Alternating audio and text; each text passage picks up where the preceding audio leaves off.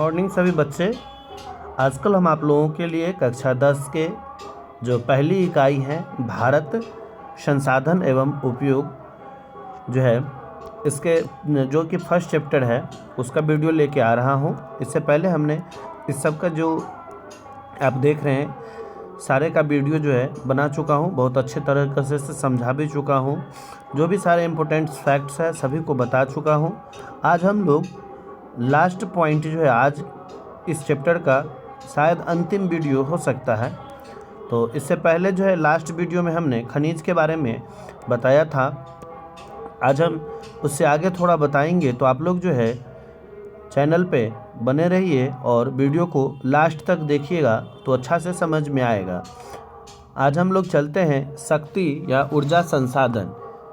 अगर आप इससे पहले नहीं देखे हुए हैं वीडियो तो जाके देख लीजिए कि संसाधन में जो प्राकृतिक संसाधन और मानवीय संसाधन जो दो भाग है उसमें प्राकृतिक संसाधन के बारे में बताए थे। प्राकृतिक संसाधन का एक भाग है शक्ति या ऊर्जा संसाधन। आज इसके बारे में हम लोग बात करेंगे।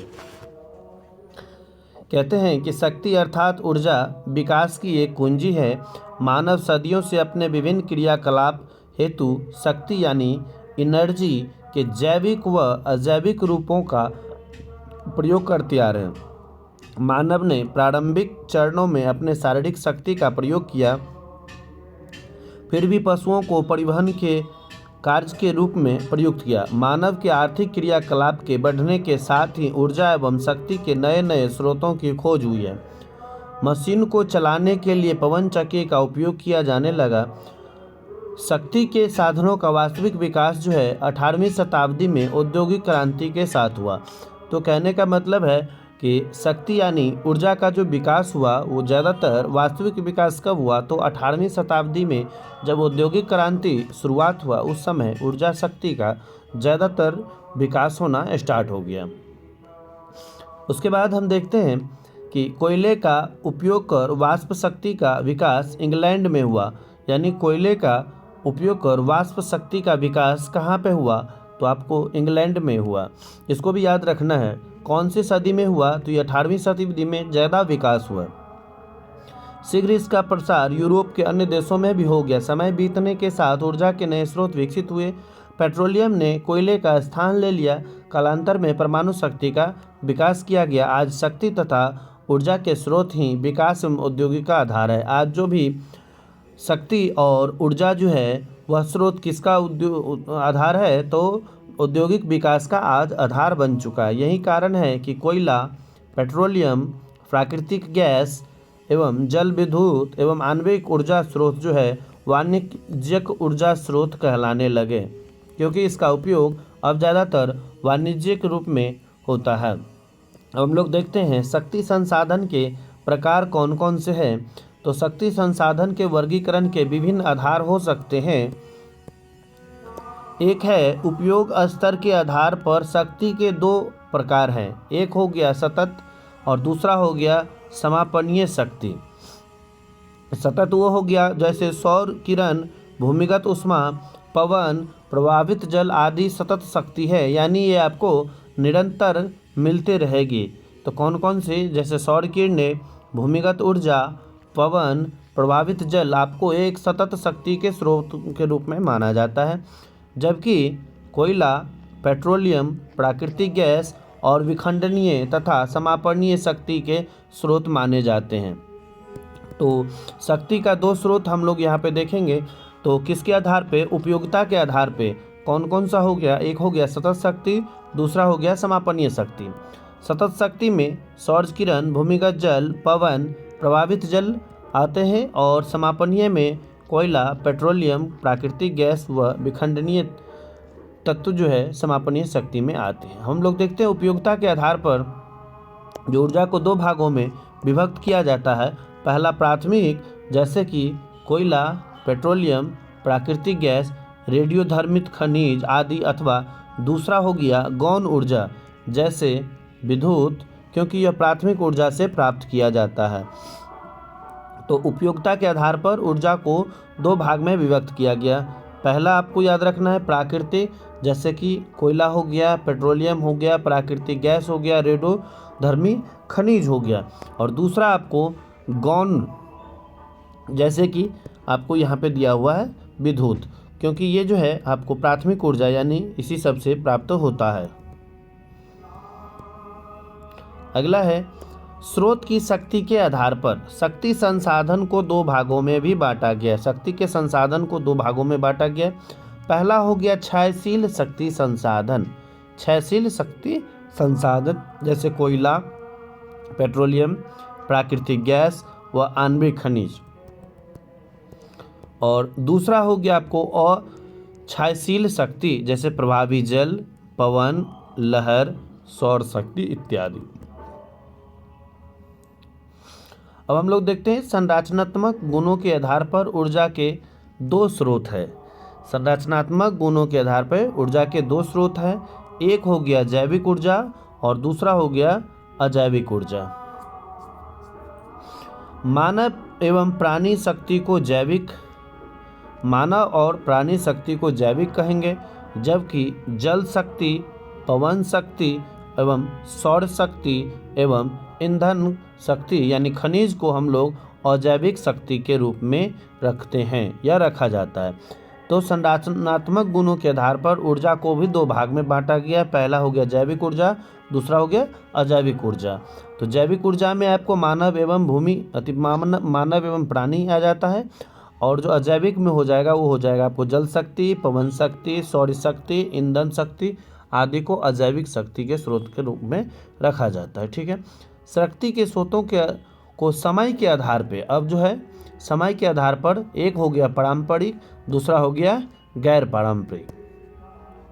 तो शक्ति के वर्गीकृत किया गया जैसे कोयला, पेट्रोलियम, प्राकृतिक गैस एक प्रकार का पारंपरिक है तथा सूर्य, पवन, ज्वार, परमाणु ऊर्जा तथा गर्म झरने गैर परंपरागत शक्ति कहलाता है। ठीक है।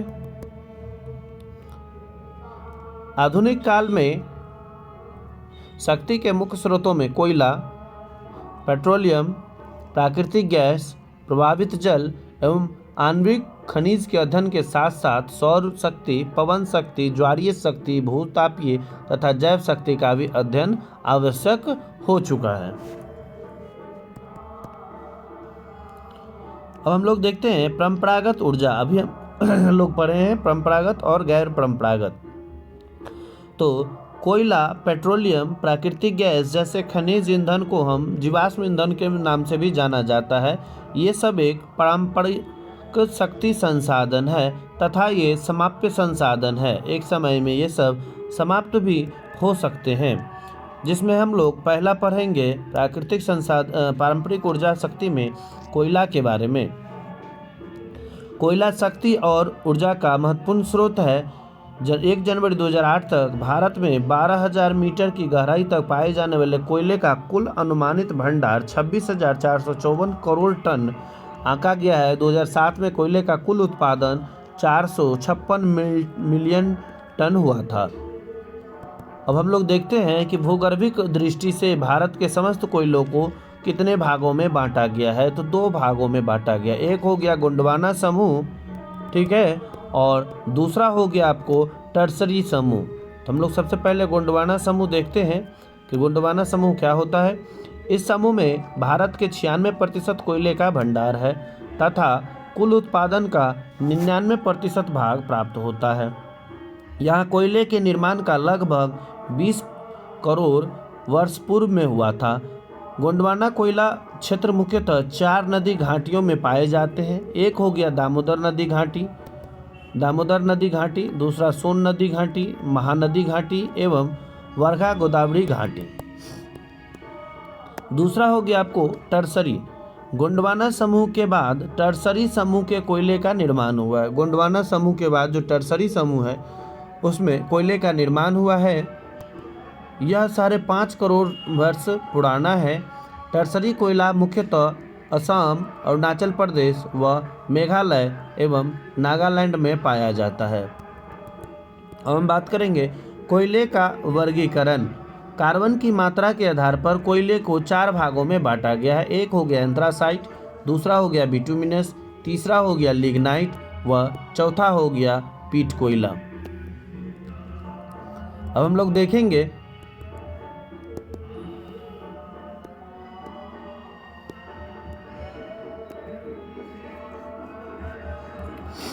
एंथ्रासाइट के बारे में पढ़ेंगे। बहुत बार क्वेश्चन में आपको कोयले का वर्गीकरण पूछा जाता है, तो कोयले के वर्गीकरण को 4 भागों में बांटा गया। एंथ्रासाइट ABLP याद रखना है, सबसे ज़्यादा A, फिर B, फिर L और P, इसको ऐसे ही याद रखना है।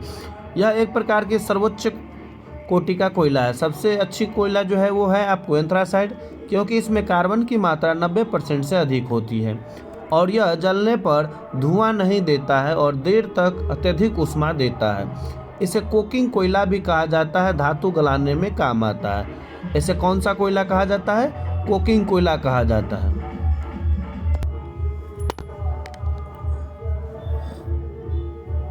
चलिए एक बार फिर से हम लोग देखते हैं। एंथ्रासाइट जो है वह सबसे अच्छी उत्तम क्वालिटी का जो है यह कोयला है, क्योंकि इसमें कार्बन की जो मात्रा है वो आपको 90% से अधिक देखने को मिलेगी। साथ ही यह जलने पे धुआं नहीं देता है और अत्यधिक ऊष्मा भी आपको देगा। साथ ही इसे कोकिंग कोयला भी कहते हैं। अब हम बात करेंगे बिटुमिनस का। तो बिटुमिनस जो है यह भी मतलब दूसरा स्थान आता है कोयले पे। एंथ्रासाइट के बाद जो दूसरा स्थान होता है यह बिटुमिनस का आता है, क्योंकि इसमें भी 70 से 90% जो है कार्बन की मात्रा रहती है और इसे परिष्कृत करके कोकिंग कोयला जो है बनाया जाता है। ठीक है, और सबसे ज़्यादा भारत में अधिकतर कोयला इसी श्रेणी का पाया जाता है, यानी सबसे ज़्यादा जो कोयला भारत में है वो आपको बिटुमिनस कोयला है। चलिए उसके बाद लिग्नाइट कोयला जो है यह जो है तीसरा स्थान कार्बन की मात्रा के अनुसार जो है कोयला में माना जाता है, क्योंकि इसमें 30% से 70% होता है, कम ऊष्मा एवं अत्यधिक धुआं होता है। इसे भूरा कोयला भी कहते हैं। सबसे लास्ट जो चौथा स्थान है कोयले में वो है पीट कोयला, क्योंकि इसमें कार्बन की मात्रा 30% से कम होता है और यह जो है दलदली भागों में पाया जाता है। ठीक है, इसके बाद हम लोग देखते हैं गोंडवाना समूह का कोयला क्षेत्र जो है झारखंड के भंडार एवं उत्पादन की दृष्टि से झारखंड का देश में पहला स्थान है। अगर बात कोयले का किया जाए तो झारखंड इसमें पहला स्थान लेके आता है। कहाँ पे? देश में पहला स्थान लेके आता है, क्योंकि यहाँ देश का जो है 30% जो है कोयला एकदम सुरक्षित भंडार के तौर पे रखा गया और उत्पादन जो है 23% से अधिक होता है, यानी पूरे भारत में 23% से ज़्यादा इसमें उत्पादन होता है। जबकि अगर बात किया जाए भंडारण का तो 30% इसमें सुरक्षित भंडारण होता है। अब इसमें कौन कौन से ज़िले आते हैं? तो ये आपको झरिया, बोकारो, गिरिडीह, कर्णपुरा, रामगढ़ इस राज्य के प्रमुख उत्पादक क्षेत्र है। पश्चिम बंगाल का जो रानीगंज जिला क्षेत्र है वो आपको कोयला के लिए बहुत ही प्रसिद्ध है। तो बार बार आपसे क्वेश्चन पूछा जाता है कि झारखंड रानीगंज जो है वो आपको किस चीज़ के लिए प्रसिद्ध है और कहाँ है? तो रानीगंज जो है वो आपको कोयले के लिए प्रसिद्ध है और वो पश्चिम बंगाल में है। इसके बाद भारी धातु उपयोग में भी किए जाने वाला कोयला इन्हीं दामोदर घाटी से प्राप्त किया जाता है। लोहा इस्पात कारखाने को अधिकतर कुकिंग कोल भी इन्हीं क्षेत्र से प्राप्त किया जाता है। इस कोयला का क्षेत्र का महत्व अब जो है धीरे धीरे घटता जा रहा है। सन 1970 में इस क्षेत्र से देश का 47% कोयला का उत्पादन हुआ, जबकि 2005 आते आते यह 23% पर रह गया है। चलिए इसके बाद हम लोग देखते हैं छत्तीसगढ़ में। तो सुरक्षित भंडार की दृष्टि से इस राज्य का तीसरा स्थान आता है। पहला स्थान झारखंड, दूसरा आपको हो गया पश्चिम बंगाल और तीसरा स्थान आपको छत्तीसगढ़ आता है। क्योंकि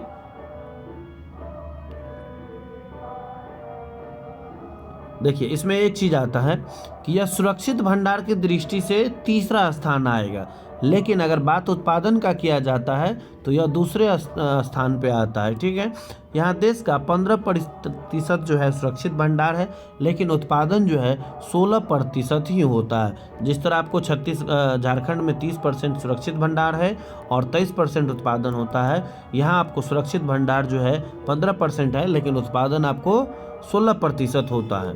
ठीक है, उत्तरी छत्तीसगढ़ के मुख्य कोयला क्षेत्र चिरीमिरी कुर्सिया, विश्रामपुर, झिलमिली, सिनहाट, लखनपुर आदि है। और जो कुछ है, हादसो, अरंड, कोरबा एवं मांड रायगढ़ दक्षिणी छत्तीसगढ़ कोयला का एक क्षेत्र है। चलिए अब हम बात करेंगे उड़ीसा। उड़ीसा में देश का 1/4 कोयले का भंडार है, पर उत्पादन मात्र 14% ही रह गया है। तालचर में कोयले का विशाल भंडार है। अब आपसे पूछा जाएगा कि उड़ीसा के तालचर किस चीज़ के भंडार के लिए प्रसिद्ध है, तो यह कोयले के भंडार के लिए प्रसिद्ध है। यह उच्च कोटि के न होने के कारण भाप एवं गैस बनाने के काम होता है। यह कोयला जो है अच्छी क्वालिटी का कोयला नहीं है, इसलिए इसका उपयोग भाप एवं गैस बनाने के उपयोग में किया जाता है। अब हम लोग देखेंगे महाराष्ट्र। यहाँ भारत का 3% कोयला जो है सुरक्षित है, पर उत्पादन देश का 9% से भी अधिक होता है। इस राज्य में अधिकतर कोयला चांदावरदा, कामटी तथा बंदेर से प्राप्त होता है। चलिए अब इस सब में इतना जो है आपको नहीं पूछा जाता है, इसलिए सबको छोड़ देना है। अब हम बात करेंगे टर्शियरी कोयला का। तो टर्शियरी कोयला क्या है, तो टर्शियरी युग में बना कोयला नया एवं घटिया किस्म का होता है। यह कोयला मेघालय में दारगिरी, चेरापूंजी, लेतुरिंगी, मायोंग, लांगड़ी क्षेत्र में से निकाला जाता है। ऊपरी असम में माकुम, जयपुर, नजीरा आदि कोयले के क्षेत्र है। अरुणाचल प्रदेश में नामचिक व नामरूक कोयला है। जम्मू और कश्मीर में कालाकोट में यह कोयला निकाला जाता है। तो सबसे आपको ज़्यादा मेन चीज़ है कि टर्सरी कोयला क्षेत्र में आपको क्या याद रखना कि कहाँ कहाँ आपको देखने के मिलेगा और कैसा होता है। तो सबसे पहले यह नया होता है और एकदम घटिया किस्म का यह कोयला होता है। कहाँ कहाँ आपको मिलेगा, मेघालय में मिलेगा, आपको असम में आपको देखने को मिलेगा, अरुणाचल प्रदेश में देखने को मिलेगा और आपको जम्मू कश्मीर में देखने को मिलेगा। ठीक है, बस आपको राज्य याद रख लेना है, टर्सरी कोयला मेघालय, असम, अरुणाचल प्रदेश व जम्मू कश्मीर। ठीक है, अब एक आ गया लिग्नाइट कोयला। लिग्नाइट कोयला के बारे में हम लोग देखते हैं। यह एक निम्न प्रकार का कोयला है। इसमें नमी ज़्यादा तथा कार्बन कम होता है, अतः धुआं अधिक देता है। लिग्नाइट कोयले का भंडार मुख्य रूप से आपको कहाँ मिलेगा, तमिलनाडु में मिलेगा। यह देश का 94% लिग्नाइट कोयले का सुरक्षित भंडार है। उसके बाद आपको यह राजस्थान, गुजरात और जम्मू कश्मीर में देखने को मिलेगा। ठीक है, बस इतना ही इम्पोर्टेंट है इसमें ज़्यादा कुछ दिमाग नहीं लगाना। अब हम बात करेंगे पेट्रोलियम। तो जानते ही हैं कि पेट्रोलियम शक्ति के समस्त साधनों एवं सर्वाधिक महत्वपूर्ण एवं व्यापक रूप में उपयोगी संसाधन है। आधुनिक युग में कोई भी राष्ट्र इसके बिना अपने अस्तित्व को कायम नहीं रख सकती है।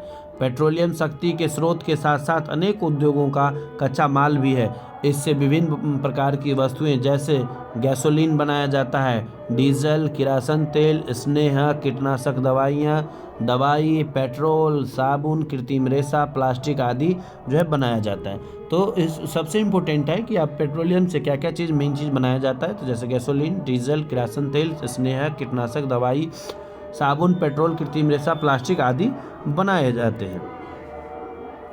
अब बात करेंगे कि इसका जो है कितना भंडार है। तो भारतीय भूगर्भ सर्वेक्षण विभाग के अनुसार भारत में पेट्रोलियम और प्राकृतिक गैस भंडार कुल भंडार 17 अरब टन है। कितना है, 17 अरब टन है। भारत विश्व का मात्र 1% पेट्रोलियम उत्पादन करता है, यानी पूरे विश्व में भारत मात्र 1% पेट्रोलियम का उत्पादन करता है। भारत में प्रथम बार 1866 में ऊपरी असम घाटी में तेल के कुएं खोदे गए थे। कब खोदे गए थे, 1866 में। 1890 में डिगवई तेल क्षेत्र में आपको तेल मिला। तो बहुत बार क्वेश्चन पूछा जाता है कि डिगबोई जो है तेल शोधक कारखाना किस राज्य में है, तो याद रखना है आपको, ये आपको असम में है।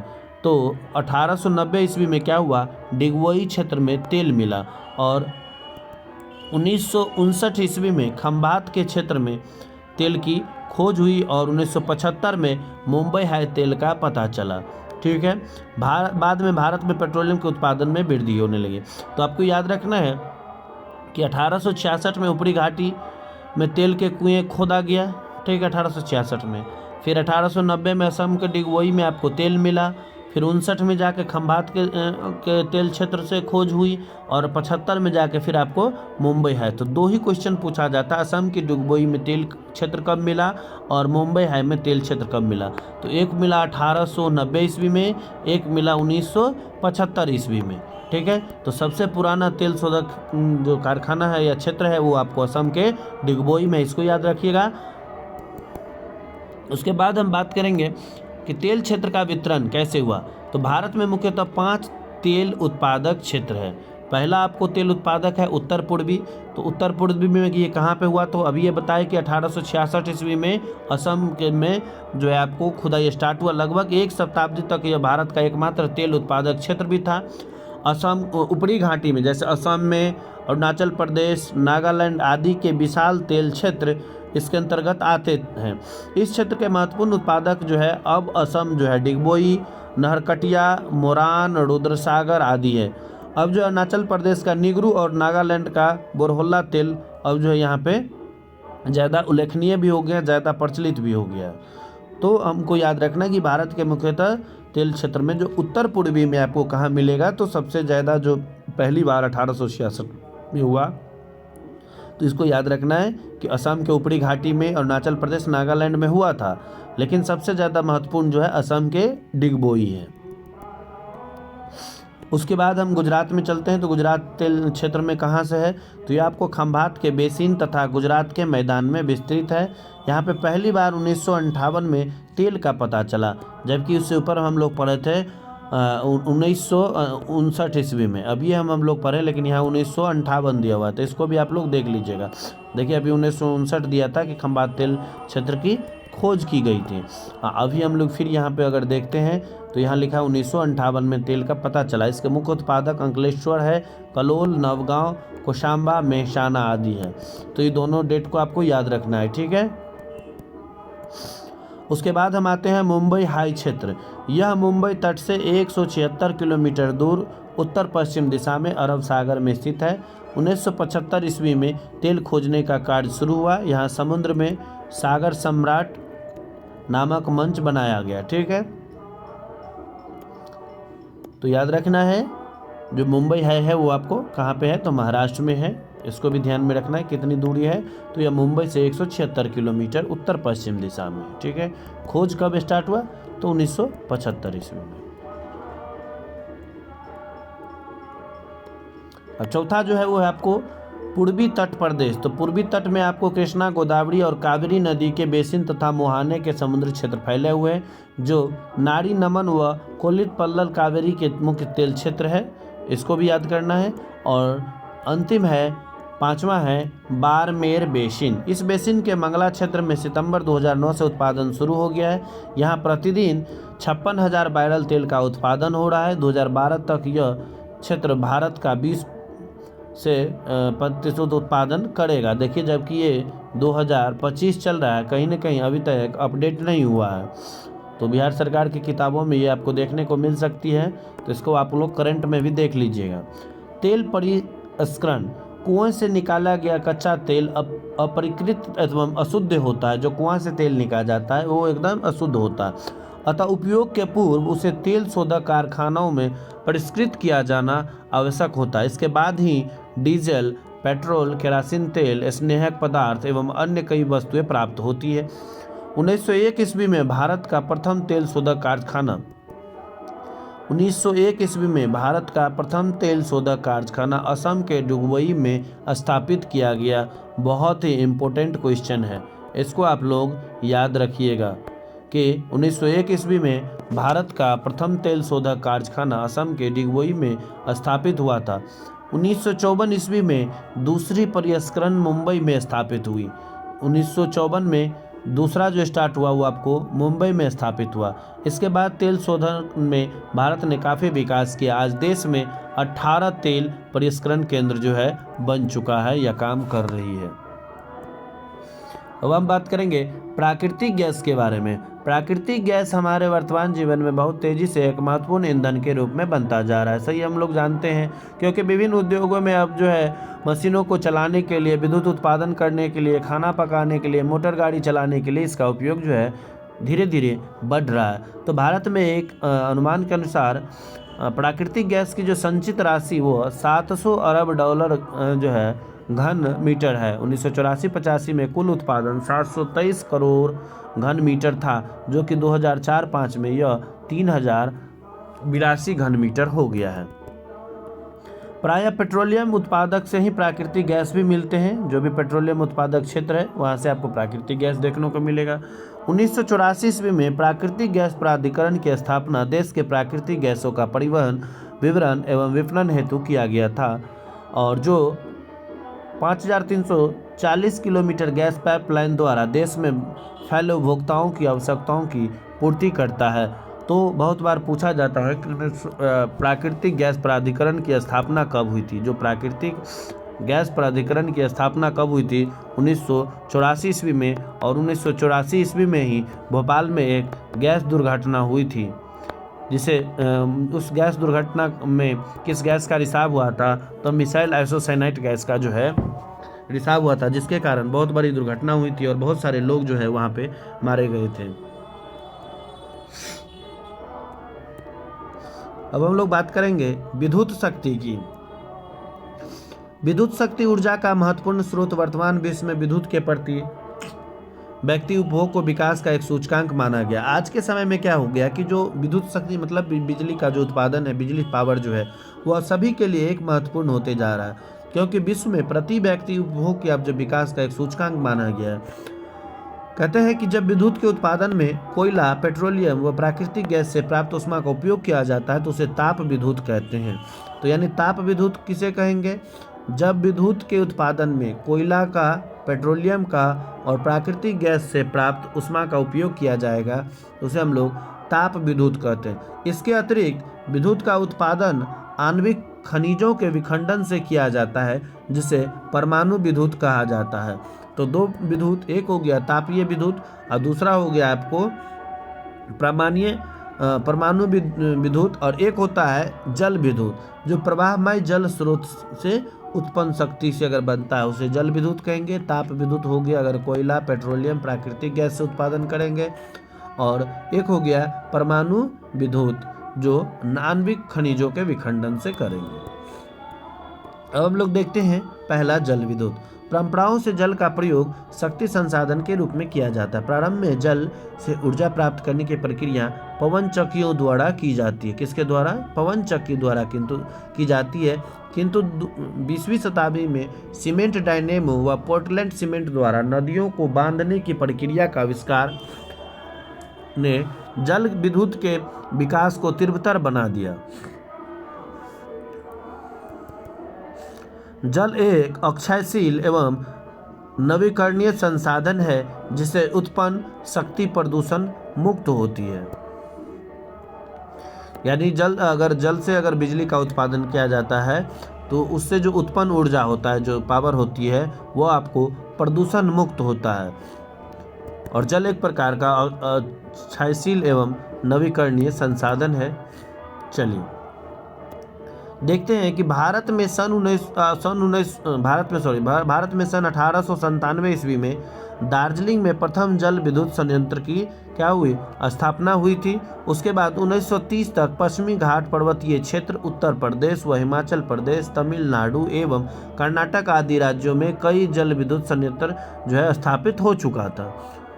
1947 तक भारत में 508 मेगावाट बिजली उत्पादन जो है की जाने लगी थी।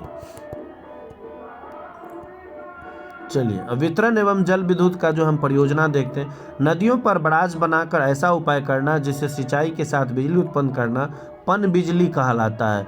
बाढ़ की रोकथाम करना, मिट्टी का कटाव रोकना, मछली पालन करना, नहर के निर्माण द्वारा यातायात की सुविधा बढ़ाना और पर्यटन उद्योग स्थान पर नौका निर्माण, अनेक लाभ एक साथ लिए जाते हैं। तो ऐसी परियोजनाएं को हम लोग बहुमुखी परियोजना, बहुधंधी परियोजना या बहुउद्देशीय परियोजना कहलाती है। भारत में ऐसी प्रमुख परियोजनाओं का अध्ययन जल शक्ति के वितरण पर डालता है। क्या आप जानते हैं, इसको भी हम लोग देखेंगे कि विद्युत के यथार्थ स्थापित क्षमता और वास्तविक उत्पादन के बीच अंतर बना रहता है। विद्युत उत्पादन और उपभोग को यूनिट में भी बताया जाता है। 1 यूनिट का अर्थ होता है 1000 वाट बिजली का 1 घंटा का इस्तेमाल। 1 यूनिट का मतलब हो गया आपको, अगर आप या तो 1000 वाट बिजली का उत्पादन 1 घंटा का इस्तेमाल होता है। ठीक है, अब हम लोग देखते हैं कुछ परियोजना। एक परियोजना है भाखड़ा नांगल परियोजना। यह आपको सतलज नदी पर और हिमालय क्षेत्र में विश्व के सर्वोच्च बांधों में से एक भाखड़ा नांगल बांध की ऊंचाई 222 मीटर है। यह भारत की सबसे बड़ी परियोजना है, यहाँ जहाँ 4 शक्ति गृह बनाए गए हैं, एक भाखड़ा में, 2 गंगुवाल में और 1 कोटला में स्थापित होकर 7 लाख किलोवाट विद्युत उत्पादन कर पंजाब, हरियाणा, दिल्ली, उत्तराखंड, उत्तर प्रदेश, हिमाचल प्रदेश, राजस्थान तथा जम्मू व कश्मीर राज्यों के कृषि एवं उद्योगों को में क्रांतिकारी ला दिया। यानी कि जो भाखड़ा नांगल परियोजना है वो आपको किस नदी पे है, तो ये आपको सतलज नदी पर है और इनकी ऊंचाई कितना है, ये 222 मीटर ऊंची है। और इससे कौन कौन से क्षेत्र जो है प्रभावित होते हैं, मतलब यूज होते हैं, तो पंजाब, हरियाणा, दिल्ली, उत्तराखंड, उत्तर प्रदेश, हिमाचल प्रदेश, राजस्थान, जम्मू कश्मीर व अन्य राज्य इससे कृषि एवं उद्योगों में क्रांतिकारी परिवर्तन ला दिया है। ठीक है, अब है दामोदर घाटी परियोजना। यह परियोजना दामोदर नदी के भयंकर बाढ़ से झारखंड एवं पश्चिम बंगाल को बचाने के साथ तिलैया, मेथन, कोनार आदि पंचायत पहाड़ी में बांध बनाकर 1300 मेगावाट जल विद्युत उत्पन्न करने में सहायक है।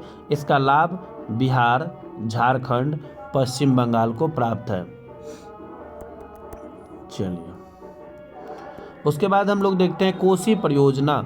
उत्तर बिहार का अभिशाप कोसी नदी पर हनुमान नगर नेपाल में बांध बनाकर 20,000 किलोवाट बिजली का उत्पादन जो है किया जा रहा है, जिसकी आधी बिजली नेपाल को तथा शेष बिजली बिहार को प्राप्त होती है। इसके बाद हम लोग देखते हैं रिहंद परियोजना। सोन की सहायक नदी रिहंद पर उत्तर प्रदेश में 934 मीटर लंबा बांध और कृत्रिम झील गोविंद बल्लभ पंत सागर का निर्माण कर बिजली उत्पादित की जाती है। इस योजना के अंतर्गत 30 लाख किलोवाट विद्युत उत्पन्न करने की क्षमता है। यहाँ के बिजली का उपयोग रेणुकूट और एल्युमिनियम उद्योग, चुर्क के सीमेंट उद्योग, मध्य भारत के रेल मार्गों को विद्युतीकरण तथा हजारों नलकूपों के लिए किया जाता है। उसके बाद हम लोग देखते हैं हीराकुंड परियोजना। महानदी पर उड़ीसा में विश्व का सबसे लंबा बांध 4801 मीटर बनाकर 2.7 लाख किलोवाट बिजली उत्पादन किया जाता है। उड़ीसा एवं आसपास के क्षेत्रों के कृषि एवं उद्योग में इसका उपयोग किया जाता है। एक हो गया चंचल घाटी परियोजना। चंचल यानी चंबल घाटी परियोजना नदी पर राजस्थान में 3 बांध गांधी सागर, राणा प्रताप और कोटा में स्थापित 3 शक्ति गृह की स्थापना कर 2 लाख मेगावाट बिजली उत्पादन किया जाता है। इससे राजस्थान एवं मध्य प्रदेश को लाभ होता है। उसके बाद तुंगभद्रा परियोजना। यह कृष्णा नदी की सहायक नदी तुंगभद्रा पर कर्नाटक में अवस्थित दक्षिण भारत की सबसे बड़ी नदी घाटी परियोजना है। इसको भी याद रखना है कि दक्षिण भारत की सबसे बड़ी नदी घाटी परियोजना का नाम क्या है, तो ये तुंगभद्रा है, जो कर्नाटक में अवस्थित है, जो कर्नाटक और आंध्र प्रदेश के सहयोग से तैयार हुआ है, लेकिन कर्नाटक में अवस्थित है। ठीक है, उसके बाद हम बात करेंगे शरावती नदी। कर्नाटक में पश्चिम घाट की शरावती नदी पर जोग या गरसोप्पा, ये याद रखिएगा, जोग या गरसोप्पा के पास, ये तो नदी दूसरा है। कर्नाटक में पश्चिम घाट की शरावती नदी पर जोग प्रपात के पास 2160 मीटर लंबा एवं 62 मीटर ऊंचा बांध बनाकर बिजली उत्पादन किया जाता है। इसका विद्युत उत्पादन क्षमता 13 लाख किलोवाट की योजना है। इससे लाभान्वित राज्य कर्नाटक, केरल, आंध्र प्रदेश, तमिलनाडु व महाराष्ट्र है। अब हम बात करेंगे ताप शक्ति की। तो ताप शक्ति संयंत्रों में तापीय विद्युत का उत्पादन करने के लिए कोयला, पेट्रोलियम, प्राकृतिक गैस का उपयोग होता है। ये जीवाश्म ईंधन भी कहे जाते हैं और ये एक समाप्य संसाधन भी है। उसके बाद हम लोग देखते हैं परमाणु शक्ति। जब उच्च अनुभार वाले परमाणु विखंडित होते हैं तो ऊर्जा का क्या होता है, विसर्जन होता है। जैसे इल्मेनाइट, बेडेनियनाइट, एंटीमनी, ग्रेफाइट, यूरेनियम, मोलोजाइट इत्यादि आदि आणविक खनिज है। भारत में मोनाजाइट केरल में प्रचुर मात्रा में पाया जाता है। और सबसे बड़ा क्वेश्चन, बार बार वीवीए क्वेश्चन आपको देखने को मिलेगा कि भारत में यूरेनियम का विशाल भंडार झारखंड के जादूगोड़ा में अवस्थित है, जहां 97 किलोमीटर लंबी पट्टी में फैला हुआ है। मेघालय के जयंतिया पहाड़ी में भी इसके पर्याप्त भंडार है। आंध्र प्रदेश में भी यूरेनियम पाया जाता है। उसके बाद इल्मेनाइट का भंडार केरल, तमिलनाडु, आंध्र प्रदेश, उड़ीसा व महाराष्ट्र में अवस्थित है।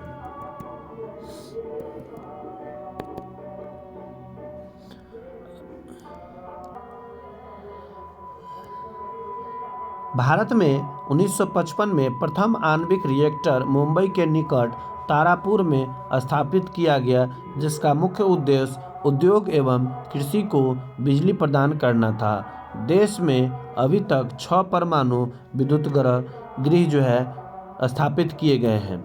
तो यानी 1955 में प्रथम आणविक रिएक्टर मुंबई के निकट तारापुर में स्थापित किया गया था, जो कि बहुत ही इम्पोर्टेंट है। इसको आप लोग ज़रूर याद कर लीजिएगा। चलिए हम लोग देखते हैं पहला विद्युत गृह तारापुर। यह एशिया का सबसे बड़ा परमाणु विद्युत गृह है। यहाँ जल उबालने वाली 2 परमाणु भट्टियाँ हैं, जिसमें प्रत्येक की उत्पादन 200 मेगावाट से अधिक है। अब यहाँ यूरेनियम के स्थान पर थोरियम से प्लूटोनियम बनाकर विद्युत उत्पन्न किए जाते हैं, क्योंकि भारत थोरियम के भंडार में जो है काफ़ी समृद्ध हो चुका है। ठीक है। दूसरा है राणा प्रताप सागर परमाणु विद्युत गृह। यह राजस्थान के कोटा में स्थापित है। यह चंबल नदी के किनारे है, जिसे जल प्राप्त होता है। यह बिजली घर कनाडा के सहयोग से बना है। इसका उत्पादन 100 मेगावाट है। फिलहाल 235 मेगावाट की 2 नई इकाइयों का भी शुरुआत वहां पे हो चुका है। अगला है कलपक्कम परमाणु विद्युत गृह। ये आपको तमिलनाडु में अवस्थित है। ये भी याद रखना है। राजस्थान राणा सागर परमाणु विद्युत गृह कहाँ पे है, राजस्थान में है। कलपक्कम कहाँ पे है, तमिलनाडु में अवस्थित है। यह परमाणु गृह स्वदेशी प्रयास से बना हुआ है, यानी भारत के सहयोग से ही बना हुआ है, किसी में इसकी मदद नहीं ली गई है। यहाँ 335 मेगावाट की 2 रिएक्टर क्रमशः 1983 एवं 1985 से कार्य करना शुरू कर दिया है।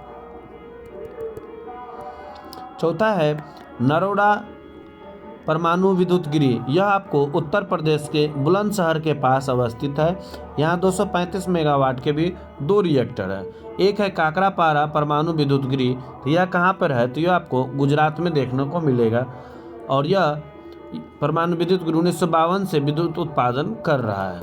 उसके बाद है कैगा परमाणु विद्युत। यह कहाँ पे है, कर्नाटक के जागवाड़ जिला में अवस्थित है। उसके बाद है कुंडमकुलम परमाणु विद्युत गृह। यह परमाणु विद्युत गृह का निर्माण रूस के सहयोग से तमिलनाडु के तूतीकोरन बंदरगाह के निकट चल रहा है। अभी यह निर्माणाधीन है। वर्ष 2010 के मध्य तक उत्पादन प्रारंभ होने की संभावना है। तो देखिए किताब में बिहार सरकार अभी तक जो है अपडेट नहीं की है, जबकि यह 15 साल हो चुका है। तो आप लोग इसको देख लीजिएगा। वैसे यह कुंडमकुलम परमाणु विद्युत गृह जो है अभी जहाँ तक मुझे लगता है यह चलन में है। अब जो है गैर पारंपरिक शक्ति के स्रोत। हम लोग अधिक दिनों तक पारंपरिक शक्ति के साधनों पर निर्भर नहीं रह सकते हैं, क्योंकि यह एक समाप्त संसाधन है। जो पारंपरिक शक्ति है वो आपको एक न एक दिन क्या होगी, समाप्त हो जाएगी। इसलिए हमें अतः गैर पारंपरिक शक्ति संसाधनों से ऊर्जा के विकास की बहुत ही अधिक आवश्यकता होगी। ऊर्जा के गैर परंपरागत स्रोतों में बायोगैस, सौर ऊर्जा, पवन ऊर्जा, ज्वारीय एवं तरंग ऊर्जा, भूतापीय ऊर्जा एवं जैव ऊर्जा एक महत्वपूर्ण है। भारत इस समय विश्व का ऐसा देश जिसने ऊर्जा नवीकरणीय और गैर पारंपरिक स्रोतों का उपयोग करने के लिए प्रौद्योगिकी विकसित कर ली है। गैर पारंपरिक ऊर्जा के स्रोत सर्वथा प्रदूषण मुक्त होते हैं। चलिए, जैसे कि इसमें हम लोग देखेंगे सौर ऊर्जा यानी फोटोवोल्टाइक सेलों से विपासित सूर्य की किरणों को ऊर्जा में परिवर्तित किया जाता है तो सौर ऊर्जा का उत्पादन होता है। यह कम लागत वाला एक पर्यावरण के अनुकूल तथा निर्माण में आसान होने के कारण अन्य ऊर्जा की स्रोतों के अपेक्षा ज़्यादा लाभदायक होता है। यह सामान्यतः हीटरों, कूलर्स, प्रकाश आदि उपकरणों में अत्यधिक उपयोग की जाती है। भारत के पश्चिमोत्तर भाग जैसे गुजरात, राजस्थान में सौर ऊर्जा की अधिक संभावनाएं देखने को मिलती है। उसके बाद है पवन ऊर्जा। यह पवन चक्कियों की सहायता से प्राप्त की जाती है। पवन चक्की पवन की गति से चलती है और टरबाइन को चलाती है। इस गति ऊर्जा को विद्युत ऊर्जा में परिवर्तित किया जाता है। भारत विश्व का सबसे बड़ा पवन ऊर्जा उत्पादक देश है। ये बात याद रखना है, बहुत ही इंपॉर्टेंट है कि भारत जो है पवन ऊर्जा में विश्व में प्रथम स्थान है। उसके बाद हम लोग देखेंगे ज्वारीय एवं तरंग ऊर्जा। समुद्री ज्वारीय तथा तरंग में जल गतिशील रहता है, अतः इसमें अपार ऊर्जा रहती है। अनुमान है कि भारत में 8,000 से 9,000 मेगावाट संभाव्य ज्वारीय एवं तरंग ऊर्जा है और ये ज़्यादातर आपको कच्छ की खाड़ी में देखने को मिलेगी। एक हो गया भूतापीय ऊर्जा। यह ऊर्जा पृथ्वी के उच्च ताप से प्राप्त किया जाता है। जब भूगर्भ से मैग्मा निकलती है तो अपार ऊर्जा निर्मुक्त होता है। गिजरे कूपों से निकलने वाली गर्म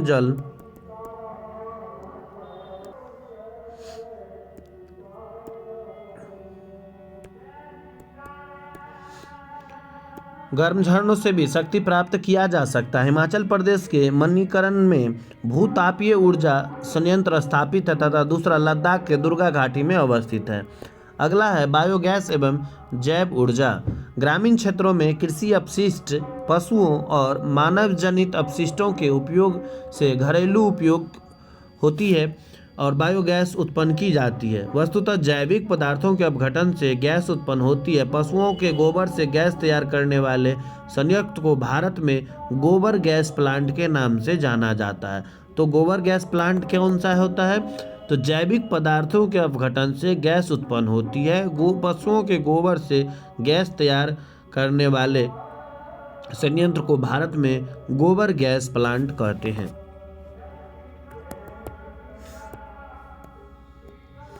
हम बात करेंगे शक्ति संसाधनों का संरक्षण कैसे किया जाएगा। तो ऊर्जा संकट एक विश्वव्यापी समस्या ले चुकी है। इस परिस्थिति में समस्या के समाधान की दिशा में अनेक प्रयास किए जा रहे हैं। पहला है ऊर्जा के प्रयोग में मितव्ययिता। अब मितव्ययिता क्या है कि ऊर्जा संकट से बचने के लिए प्रथम ऊर्जा के उपयोग में मितव्ययिता बरती जाए, फिजूल खर्ची जो है न किया जाए। इसके लिए तकनीकी विकास आवश्यक है। ऐसे मोटर गाड़ियां का निर्माण हो जो कम तेल में ज़्यादा चलते हैं। अनावश्यक बिजली का उपयोग रोककर हम ऊर्जा की बचत को बड़े स्तर पर कर सकते हैं। उसके बाद है ऊर्जा के नवीन क्षेत्रों की खोज करना, यानी ऊर्जा संकट समाधान की दिशा में परंपरागत ऊर्जा के नए क्षेत्रों का अन्वेषण किया जाए। इस दिशा में भारत में 1970 के बाद काफ़ी तेजी आई थी। ठीक है। उसके बाद हम लोग देखते हैं नवीन ऊर्जा के नवीन वैकल्पिक साधनों का उपयोग किया जाए। कहने का मतलब है कि वैकल्पिक ऊर्जा में पारंपरिक एवं गैर पारंपरिक दोनों ऊर्जा ही सम्मिलित है। इनमें से कुछ तो सतत नवीकरणीय है तो कुछ जो है सब समापनीय है। आज वैकल्पिक ऊर्जा में जल विद्युत, पवन ऊर्जा, ज्वारीय ऊर्जा, जैव ऊर्जा, भूतापीय ऊर्जा, सौर ऊर्जा आदि का विकास का उपयोग कर शक्ति के संसाधनों को संरक्षित करने की दिशा में महत्वपूर्ण कदम है। जीवाश्म ऊर्जा के अत्यधिक उपयोग से प्रदूषण, स्वास्थ्य एवं जलवायु परिवर्तन की आशंका प्रबल होगी। अतः इसके स्थान पर वैकल्पिक ऊर्जा का उपयोग अपरिहार्य हो चुका है। अंतर्राष्ट्रीय सहयोग देखते हैं कि इसमें क्या अंतर्राष्ट्रीय सहयोग मिला है। कहता है कि संयुक्त राष्ट्र संघ UNO organisation of petroleum exporting countries OPEC एवं विश्व व्यापार संगठन WTO दक्षिण एशियाई 8 देशों का संगठन G8 जैसी अंतर्राष्ट्रीय संस्था महत्वपूर्ण भूमिका निभा रही है। अब जो है कि किस प्रकार की जो है यह ऊर्जा संकट के समाधान है, तो बहुत सारे जो संगठन है वो अपना योगदान इसमें निभा रही है। जैसे कि आप इसमें देख सकते हैं कि जो भी क्वेश्चन दिया हुआ है आप लोग को जो हम सभी बता चुके हैं, डिटेल में बता चुके हैं। तो आप लोग अगर जो भी इच्छुक हो तो आप कमेंट बॉक्स में सभी क्वेश्चनों का जवाब जो है वीडियो रोक के आप देख के उसको कमेंट बॉक्स में ज़रूर इसका आंसर ज़रूर देने का कोशिश करेंगे। आज जो है हम लोगों ने 5 या 6 वीडियो में पूरे एक चैप्टर यानी 126 पेज का जो आपके किताब में दिया हुआ है उसको ख़त्म कर चुके हैं। मिलते हैं अब हम लोग अगले चैप्टर में, तब तक के लिए धन्यवाद। आपका दिन शुभ हो।